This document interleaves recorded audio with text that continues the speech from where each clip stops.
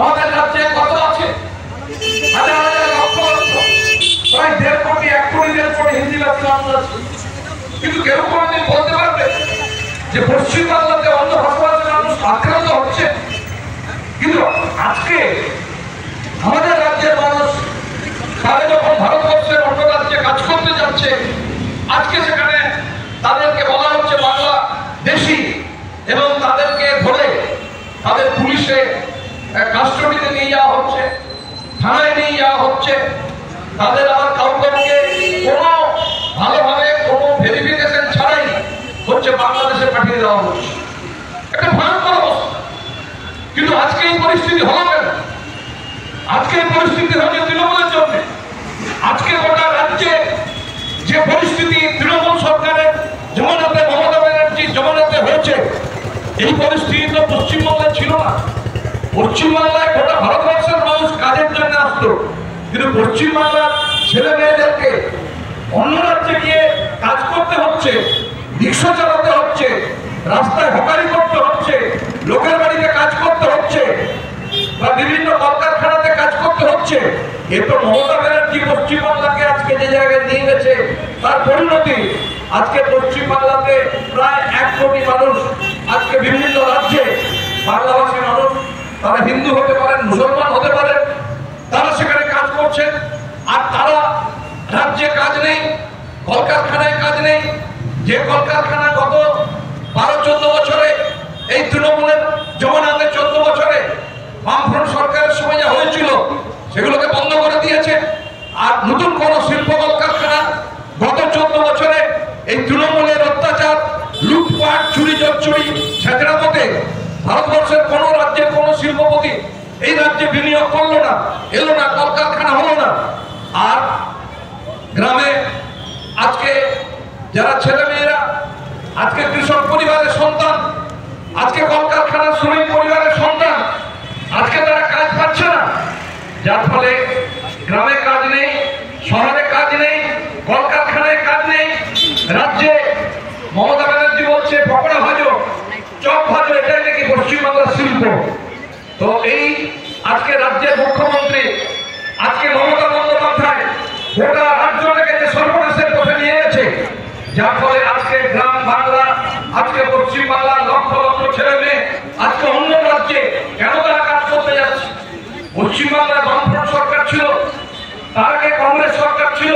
স্বাধীনতার পর থেকে আমরা দেখেছি ভারতবর্ষের বিভিন্ন রাজ্যের মানুষ এই পশ্চিমবাংলায় কাজের জন্য আসতো।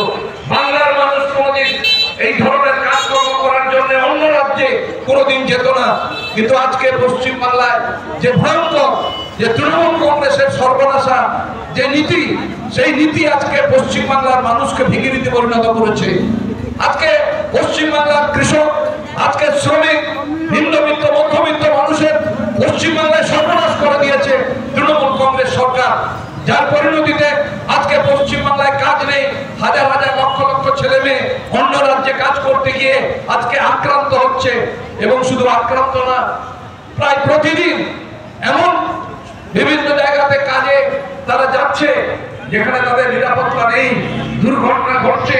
প্রায় প্রতিদিন পশ্চিমবাংলার কোন না কোন জেলাতে পরিযায়ী শ্রমিকরা তাদের মৃতদেহ আসছে।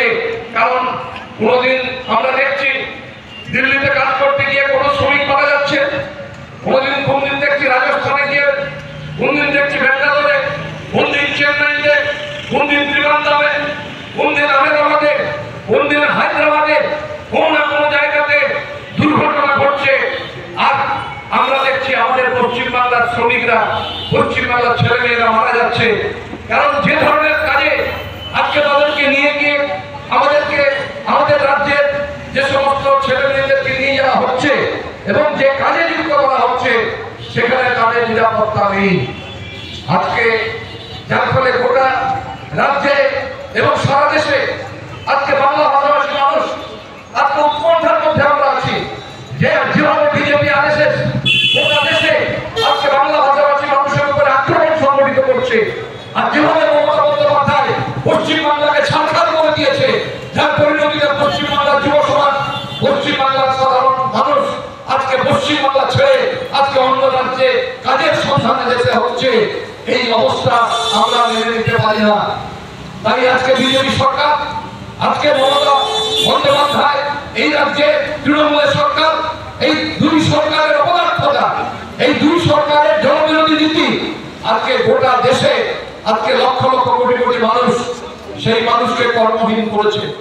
আপনারা জানেন আমাদের রাজ্যে যখন নির্বাচন 2014 সালে নরেন্দ্র মোদী এসে বক্তৃতা দিয়েছে, ভারতবর্ষের সমস্ত রাজ্যে রাজ্যে গিয়ে বক্তৃতা দিয়েছিল বছরে 2 কোটি করে বেকার ছেলের কাজ দেব।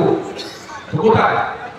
বছরে 2 কোটি হলে গত 10 বছর 11 বছরে 20 কোটি 22 কোটি লোকের কর্মসংস্থানের ব্যবস্থা হয়। কোথায় শিল্প, কোথায় কলকারখানা? গত 10 বছর 11 বছর নরেন্দ্র মোদী কেন্দ্রের সরকার পশ্চিমবাংলাতে একটা শিল্প কলকারখানা করেছে? আপনারা দেখাতে পারবেন? যারা বিজেপি করছে, যারা বিজেপিকে ভোট দিচ্ছে, আজকে তাদেরকে জিজ্ঞাসা করুন। আর 14 বছর ধরে মমতা বন্দ্যোপাধ্যায় যখন জ্যোতি বসু ছিল, বুদ্ধবাবু ছিলেন, রাজ্যে শিল্প কলকারখানা গড়ে তোলার একটা উদ্যোগ গ্রহণ করেছিলেন। সারা দেশের শিল্পপতিরা পশ্চিমবাংলায় এসেছে শিল্প কলকারখানা গড়ে তোলার উদ্যোগ গ্রহণ করেছিল। কিন্তু সেদিন মমতা বন্দ্যোপাধ্যায় মুখ্যমন্ত্রী হওয়ার জন্য গোটা রাজ্যে লন্ডভন্ড করে দিল, কোন শিল্প কলকারখানা করতে দেব না, তাহলে বামফ্রন্ট আরো 20 বছর থেকে যাবে। অতএব ছলে বলে কৌশলে আমাদের পশ্চিমবাংলাতে শিল্প কলকারখানা গড়ে তোলার বামফ্রন্ট সরকার যে উদ্যোগ গ্রহণ করেছিল তাকে ছাড়খাড় করে দিতে হবে, তাকে ভণ্ডুল করে দিতে হবে। আজকে তার পরিণতি কি? বামফ্রন্ট সরকার চলে গেছে।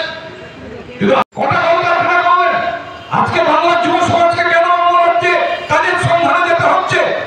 কেন আজকে বাংলার যুব সমাজকে আজকে অন্য রাজ্যে বিজেপি আরএসএস এর হাতে ভুল হতে হচ্ছে, আক্রান্ত হতে হচ্ছে, রক্তাক্ত হতে হচ্ছে, এবং বাংলার যুব সমাজের মৃতদেহ আসছে প্রতিদিন পশ্চিমবাংলার বিভিন্ন জেলাতে? কেন? এই পরিস্থিতির জবাব দিতে হবে মমতা বন্দ্যোপাধ্যায়কে। আর ভারতবর্ষের প্রধানমন্ত্রী আজকে তাদের এই যে বিজেপি আরএসএস যে হিন্দুত্ববাদী রাজনীতি, যেভাবে তারা সাম্প্রদায়িক রাজনীতি, মানুষের মধ্যে বিভাজন তৈরি করার চেষ্টা করছে ধর্মের নামে, তারা বেকার সমস্যার সমাধান করতে পারে না। তারা জিনিসপত্রের দাম তারা কমাতে পারে না, তারা শিল্প কলকারখানা করতে পারে না, কৃষকের ফসলের লাভজনক দামের ব্যবস্থা করতে পারে না, ক্ষেত মজুরদের কাজ দিতে পারে না, বেকার ছেলেমেয়েদের কাজ দিতে পারে না। দেশের যে সমস্ত মানুষ আমাদের প্রতিদিন, আমাদের যুবক, আমাদের ছাত্র, সংবিধান আমাদের অধিকার দিয়েছে, তাদের শিক্ষা, স্বাস্থ্য, কর্মসংস্থান তার ব্যবস্থা সরকারকে করতে হবে, কেন্দ্রীয় সরকারকে করতে হবে, রাজ্য সরকারকে করতে হবে। আমাদের দেশের মানুষের আর্থিক অবস্থার উন্নয়ন, তার জন্য হচ্ছে কেন্দ্রীয় সরকার, রাজ্য সরকারকে সেই পরিকল্পনা করতে হবে যাতে শিল্পে অগ্রগতি ঘটে, কৃষিতে অগ্রগতি ঘটে, বেকার ছেলেমেয়েরা কাজ পায়। সেই ব্যবস্থা তো সরকারের করার কথা। কিন্তু আজকে কেন্দ্রের যে সরকারটা আছে, এই সরকার দেশের জনগণের জন্য, এই সরকার বেকার যুবকদের জন্য, এই সরকার শ্রমিক, কৃষক, সাধারণ মানুষের জন্য কাজ করছে না। মুষ্টিমেয় পুঁজিপতি, আদানি আম্বানি, বৃহৎ পুঁজিপতি আর দেশি বিদেশি সাম্রাজ্যবাদী লগ্নি পুঁজি, তাদের স্বার্থে আজকে আমাদের দেশের অর্থনীতিকে একটা ভয়ঙ্কর বিপজ্জনক পথে কেন্দ্রের নরেন্দ্র মোদী সরকার পরিচালিত করছে, যার পরিণতিতে আকাশ ছোঁয়া মূল্য বৃদ্ধি, যার পরিণতিতে ঘরে ঘরে বেকার, যার পরিণতিতে শিল্প কলকারখানা হচ্ছে না, যার পরিণতিতে আজকে 50 বছরের মধ্যে সর্বোচ্চ গরিব, সর্বোচ্চ বেকার আমাদের দেশে তৈরি করেছে নরেন্দ্র মোদী, যাকে নোবেল পুরস্কার দেওয়া যেতে পারে। অন্তত আমরা নোবেল কমিটির কাছে সুপারিশ করতে পারি। এবং এমন একটা অপদার্থ এবং এমন একটা ধাপ্পাবাজ মুখ্যমন্ত্রী, প্রধানমন্ত্রী, যে নির্বাচন এলে বড় বড় ডায়লগ মারে, বছরে 2 কোটি করে বেকার, তাদের চাকরির ব্যবস্থা করে দেব, তারপরে আচ্ছা দিন লেগে, তারপরে 5 লক্ষ 15 লক্ষ করে টাকা প্রতিটা পরিবার কালাধন উদ্ধার করে এনে প্রতিটা পরিবারকে দিয়ে দেব। আরে আজকে তো দ্বিতীয়বার নয়, তৃতীয়বার প্রধানমন্ত্রী হলো। কবে 15 লক্ষ টাকা করে প্রতিটা পরিবারকে নরেন্দ্র মোদী, বিজেপি, আরএসএস তারা ব্যবস্থা করবে? কবে কোটি কোটি ছেলে মেয়েদের বেকার তাদের চাকরির ব্যবস্থা করবে?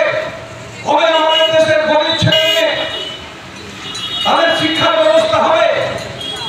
আমাদের দেশে কৃষকরা ফসলের দাম না পেয়ে আত্মহত্যা করছে, আর একদিকে তাদের ঋণ মকুবের ব্যবস্থা কেন্দ্রীয় সরকার না করে আমাদের দেশের পুঁজিপতিদের হচ্ছে ব্যাংক থেকে যারা ঋণ নিয়ে ব্যবসার নামে জনগণের টাকা লুট করেছে, সেই সমস্ত দুর্নীতিগ্রস্ত পুঁজিপতিদের বিরুদ্ধে এই কেন্দ্রীয় সরকার কোনো ব্যবস্থা গ্রহণ না করে তার পরিবর্তে 16 লক্ষ কোটি টাকা দুর্নীতিগ্রস্ত পুঁজিপতিদের তারা ট্যাক্স ছাড় দিয়েছে, তারা সেই ঋণ মকুব করে দিয়েছে।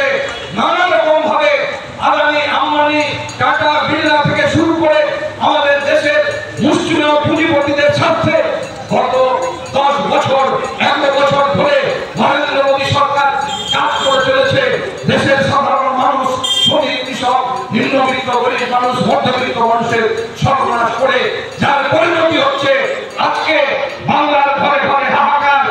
আমাদের রাজ্যে কাজ নেই, তৃণমূল সরকার রাজ্যে সর্বনাশ করেছে, শিল্প কলকারখানা করেনি, গোটা রাজ্যে দুর্নীতি, লুট, গরু পাচার, বালি পাচার, মহিলা, মেয়েদের আপনারা আজকে কাগজে দেখেছেন। আমাদের রাজ্য থেকে মেয়ে পাচার হয়ে যাচ্ছে, পুলিশ যাবে না, কারণ এদের পেছনে আছে তৃণমূল, এদের পেছনে আছে বিজেপি। এই মেয়ে পাচারের কারবার, গরু পাচারের কারবার, বালি চুরি তার কারবার, কয়লা চুরির কারবার, এই হচ্ছে আজকে তৃণমূল কংগ্রেস।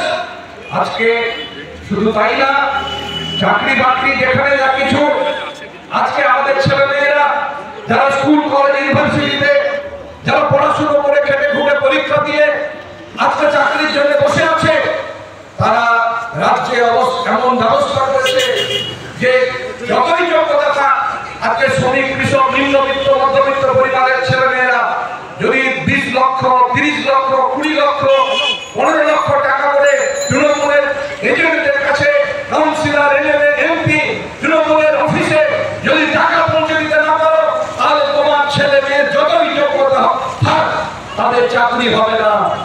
20,000 শিক্ষকের চাকরি চলে গেল, 26,000 শিক্ষক। যদি মমতা বন্দ্যোপাধ্যায় বিরোধী দলে থাকতো তাহলে গোটা পশ্চিমবাংলায় আজকে আগুন জ্বলত। কিন্তু তিনি কি বলছেন?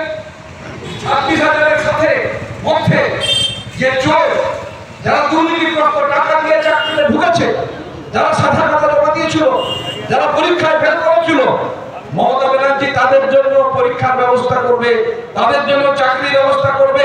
হাইকোর্ট, সুপ্রিম কোর্টকে সেটা মেনে নিতে হবে, কিন্তু হাইকোর্ট সেটা মানছে না, সুপ্রিম কোর্ট সেটা মানছে না। যারা দুর্নীতিগ্রস্ত তাদের চাকরি হবে না, তারা এখন পরীক্ষা দিতে পারবে না, যারা যোগ্য তাদের চাকরির ব্যবস্থা করতে হবে। কিন্তু আজকে যেভাবে লক্ষ লক্ষ, হাজার হাজার কোটি টাকা তৃণমূল কংগ্রেস আজকে আমাদের দেশের, রাজ্যের মানুষকে শোষণ করছে, শিক্ষাগত যোগ্যতা আছে, গরিব মানুষ তাদের ছেলে মেয়েদের জমি বাড়ি বিক্রি করে তৃণমূলের নেতাদের হাতে টাকা তুলে দিতে হচ্ছে, যে প্রাইমারি স্কুলের শিক্ষকরা জন্য পরীক্ষায় পাস করছে কিন্তু তার চাকরি হয়নি, লিস্টে নাম ছিল, দেখা গেল যাদের চাকরি হলো তারা পরীক্ষায় ফেল করেছে, তারা সারা খাতা জমা দিয়েছিল, তাদের নাম উঠে গেছে।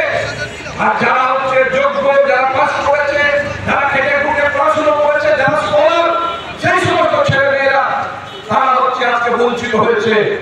আর তারা যখন হাইকোর্টে গিয়ে বঞ্চনার বিরুদ্ধে কেস করলো, তখন হচ্ছে মমতা ব্যানার্জি গালিগালাজ করছে, তৃণমূল সরকার গালিগালাজ করছে যে এরা চাকরি দিতে পারে না, এরা চাকরি খেতে এসছে। কেন?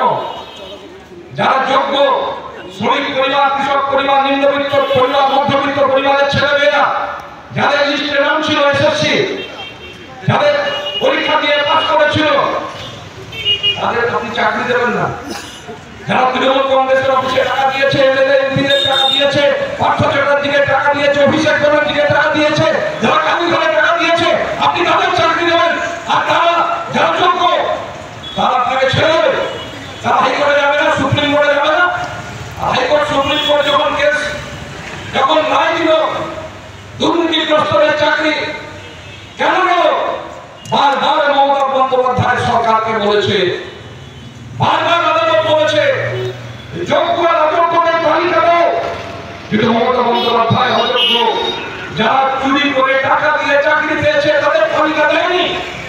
কারণ তাহলে অভিষেক ব্যানার্জি জেলে যাবে, তাহলে মমতা ব্যানার্জি জেলে যাবে, এভাবে পার্থ চ্যাটার্জি আজকে জেলে আছে। আজকে মমতা ব্যানার্জি ভারতবর্ষের স্বাধীনতার পর এমন দুর্নীতিগ্রস্ত মহিলা, এমন হচ্ছে যেভাবে আজকে আমাদের রাজ্যে সমস্ত ক্ষেত্রে, শুধুমাত্র শিক্ষা ক্ষেত্রে না, শুধুমাত্র আজকে আমাদের রাজ্যে যে সরকারি সমস্ত ধরনের চাকরি, স্কুল কলেজ ইউনিভার্সিটি সমস্ত ক্ষেত্রে যেখানে নিয়োগ হচ্ছে সেখানে হচ্ছে টাকা দিয়ে দুর্নীতি করে আজকে চাকরিতে হচ্ছে ঢুকতে হচ্ছে মমতা বন্দ্যোপাধ্যায়কে টাকা দিয়ে, তৃণমূলকে টাকা দিয়ে, তৃণমূলের এমএলএ এমপি মন্ত্রীদের টাকা দিয়ে এভাবে আজকে একটা পরিস্থিতি তৈরি করেছে, যার ফলে গ্রামের কৃষক পরিবারের ছেলেমেয়েরা যারা পড়াশোনা করছিল, এবারে 2 লক্ষ ছেলে মেয়ে মাধ্যমিক পরীক্ষা দেয়নি কেন? মমতা ব্যানার্জিকে জিজ্ঞেস করুন, লজ্জা করে না এই রাজ্যের মুখ্যমন্ত্রী? 2 লক্ষ ছেলে মেয়ে যারা এবছর মাধ্যমিক পরীক্ষা দিল না, তারা পরীক্ষা না দিয়ে তারা চলে গেল অন্য রাজ্যে কাজ করতে। কেন?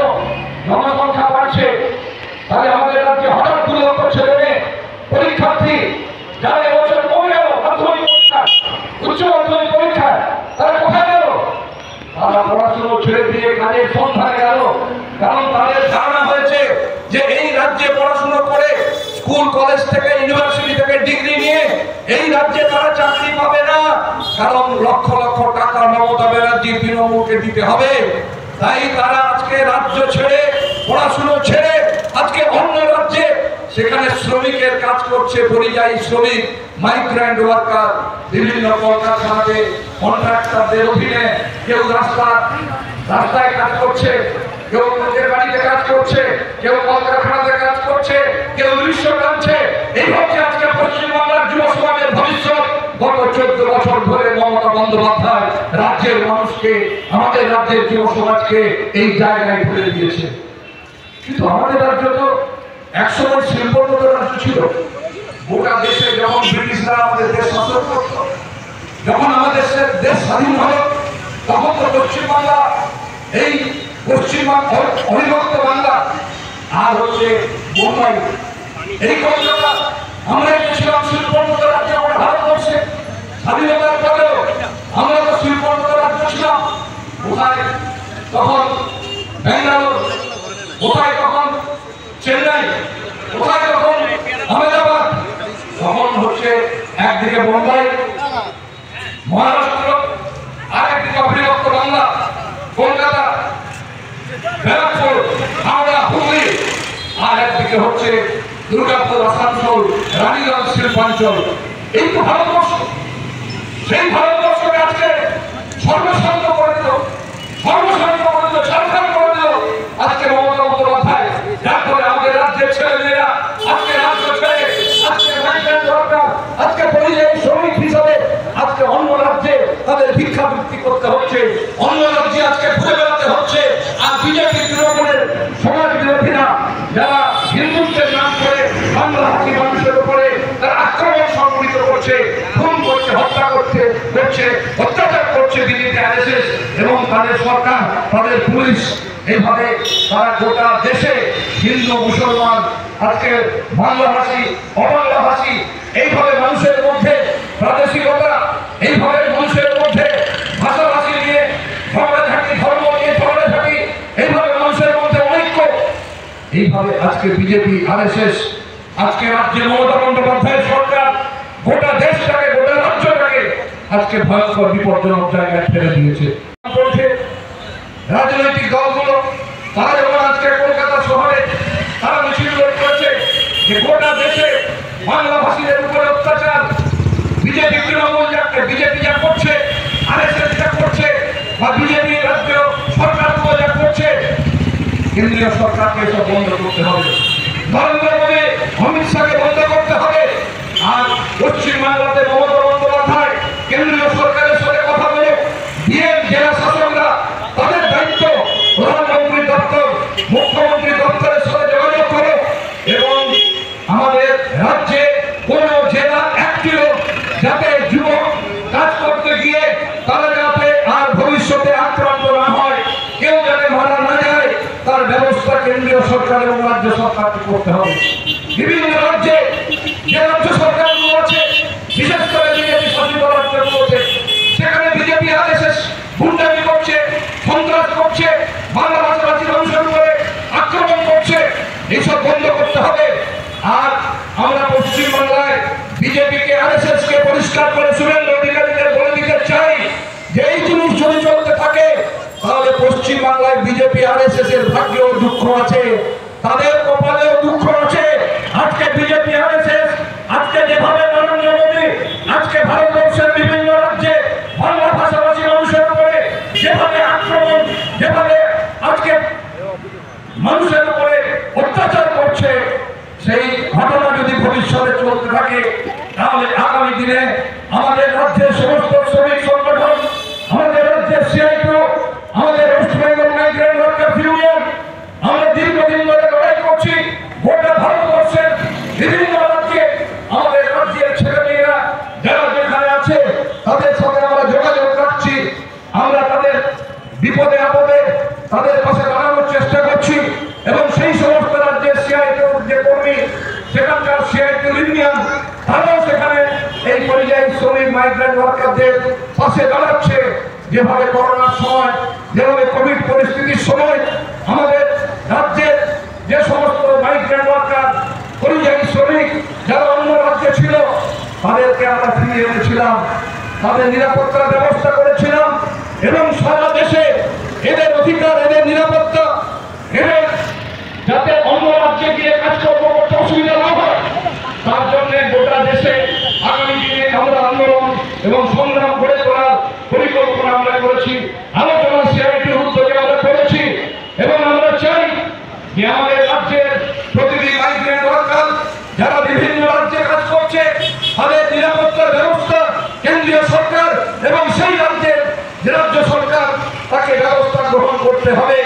আর আমাদের রাজ্যের যারা জেলা শাসক, যারা আমাদের রাজ্যে এই মহকুমা, আমাদের এখানে এসডিও অফিসে যে এসডিও আছেন, বিডিও আছেন, তাদের এই বিষয়গুলোকে দেখতে হবে। আর আপনাদের কাছে আমরা আবেদন করব, আপনাদের পাশে সিআইটিউ আমরা ছিলাম, আজকে নয় প্রথম দিন থেকে, আগামী দিনে আমরা থাকব। তবে গোটা রাজ্যে এবং সারা দেশে আমরা এই বার্তা দিতে চাই যে অত্যাচার আজকে বিজেপি আরএসএস আজকে হিন্দুত্বের নাম করে, সাম্প্রদায়িক বিভাজনের নামে আজকে বাংলা ভাষাভাষী মানুষের উপরে আক্রমণ সংগঠিত করছে। দলমত নির্বিশেষে, ভাষাভাষী নির্বিশেষে আমাদের রাজ্যের সমস্ত মানুষকে ঐক্যবদ্ধ হতে হবে। আর এই বিজেপি, আর এই দুর্নীতিগ্রস্ত যে আরএসএস, বিজেপি, এদের যে সমস্ত সংগঠন যারা এভাবে আজকে বিভিন্ন রাজ্যে বাংলা ভাষাভাষী মানুষের উপরে আক্রমণ করছে, তার বিরুদ্ধে আমাদের সচেতন করতে হবে এবং প্রয়োজন হলে এদের বিরুদ্ধেও আমাদের রাজ্যে ব্যবস্থা গ্রহণ করতে হবে। এদের এমএলএ, এমপি, বিজেপির যারা নেতা, কাউকে ছাড়া হবে না। পরিষ্কার করে আপনাদের বুঝতে হবে যে বিভাজনের রাজনীতি, জিনিসের দাম কমাতে পারছেন না, বেকার ছেলেদের কাজ দিতে পারছেন না।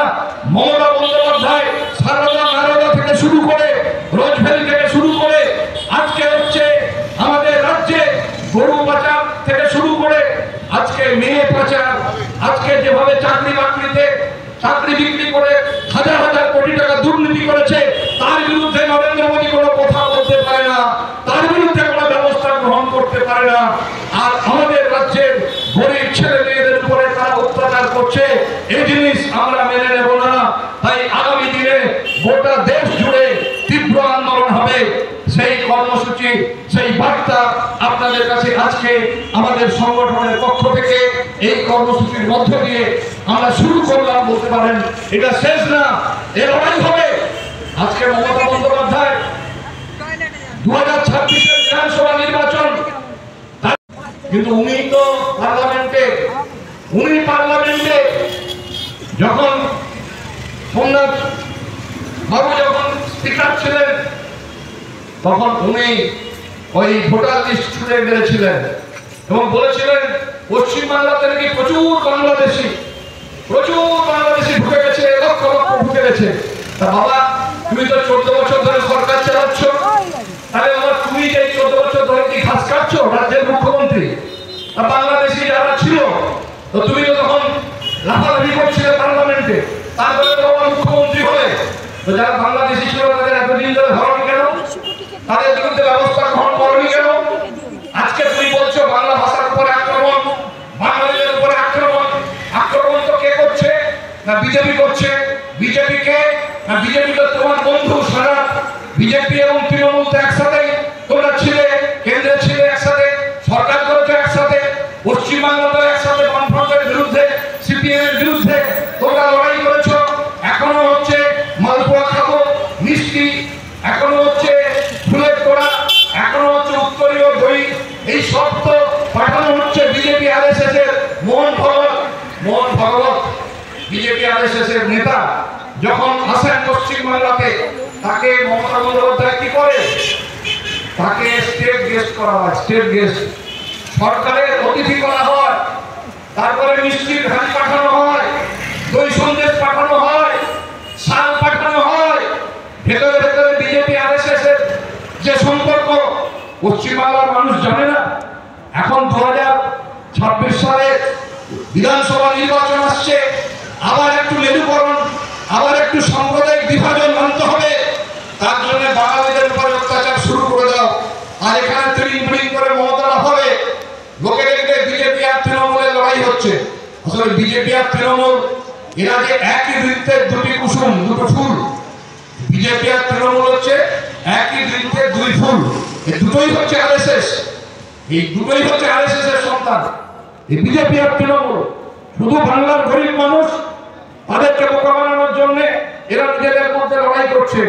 আজকে মমতা ব্যানার্জি যা দুর্নীতি করছে, যা পশ্চিমবাংলা সর্বনাশ করেছে, যদি কেন্দ্রের বিজেপি সরকার যদি চাইতো তাহলে আজ থেকে 10 বছর আগে মমতা ব্যানার্জিকে জেলে পুরে দিতে পারত, অভিষেক ব্যানার্জিকে জেলে পুরে দিতে পারত। কিন্তু বিজেপি একে পুষে রেখেছে, এই জন্য পুষে রেখেছে যে বিজেপি এবং তৃণমূল এরা মুরগির লড়াই করবে আর বাংলার মানুষকে দেখাবে যে দেখো বিজেপি তৃণমূলের বিরুদ্ধে লড়াই করছে, কেন্দ্রে আমাদের সরকার আছে। এই নরেন্দ্র মোদী এলো আর মমতা ব্যানার্জিকে জেলে পুরলো আর অভিষেক ব্যানার্জিকে জেলে পুরবে। এই হচ্ছে পশ্চিমবাংলার মানুষকে বোকা বানানোর রাজনীতি চলছে। আমাদের সতর্ক হতে হবে। এই বিজেপি আর তৃণমূলের ঘটক গেম আমাদের বুঝতে হবে, মানুষকে সচেতন হতে হবে। এবং এই বিজেপি তৃণমূল এই দুটো জনবিরোধী সরকার, শ্রমিক কৃষক বিরোধী সরকার, আমাদের যুবকদের বিরোধী সরকার। তাই এই সরকার দুটোকে উচ্ছেদ করতে হবে, রাজ্য থেকে দেশ থেকে তাড়াতে হবে। মানুষকে আগামী দিনে ঐক্যবদ্ধ করে সেই লড়াইকে আমরা তাদেরকে নিয়ে যাব। এই কথা বলে আপনাদের সবাইকে সংগ্রামী অভিনন্দন জানিয়ে আমি আমার বক্তব্য শেষ করছি। ইনকলাব জিন্দাবাদ, সিআইটিউ।